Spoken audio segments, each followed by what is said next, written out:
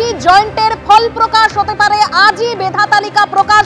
Joint এন্ট্রান্সের এই খবর ইতিমধ্যেই প্রকাশ্যে আসছে, অর্থাৎ কিছুক্ষণ আগেই যেরকম আপনাদের জানাচ্ছিলাম কলকাতা হাইকোর্টের যে নির্দেশ তার উপর অন্তর্বর্তী স্থগিতাদেশ দিয়েছে সুপ্রিম কোর্ট, যেখানে আইনজীবীরা মনে করছিলেন যে জয়েন্টের ফল প্রকাশে আর কোনো বাধা থাকলো না।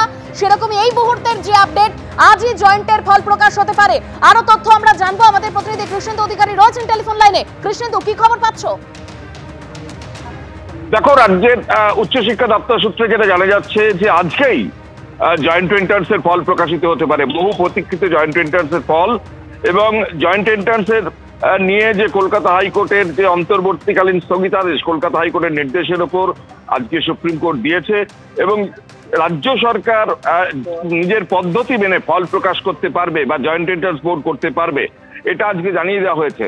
স্বাভাবিকভাবেই আজকে জয়েন্ট এন্ট্রান্স বোর্ড ফল প্রকাশ করছে, যেখানে 27শে এপ্রিল পরীক্ষা হয়েছিল।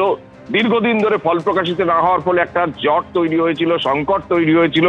বহু ছাত্রছাত্রী বাইরে চলে যাচ্ছিলেন, বহু ছাত্রছাত্রী বেসরকারি কলেজে কারি টাকা দিয়ে ভর্তি হচ্ছিলেন, এমন অভিযোগ অভিভাবকদের তরফ থেকে উদ্বেগের ছবি প্রকাশ্যে আসছিল। বারবার প্রশ্ন উঠছিল জয়েন্ট এন্ট্রান্সের ফল প্রকাশিত হবে, কবে হবে।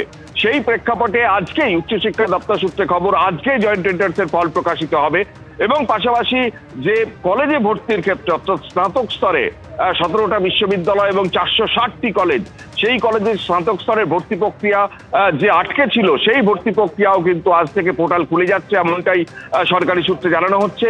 এবং এটাও বলা হচ্ছে যে মেধা তালিকা প্রকাশিত হওয়া স্থগিত রাখা হয়েছিল, সেই মেধা তালিকাও আজকে প্রকাশিত হবে।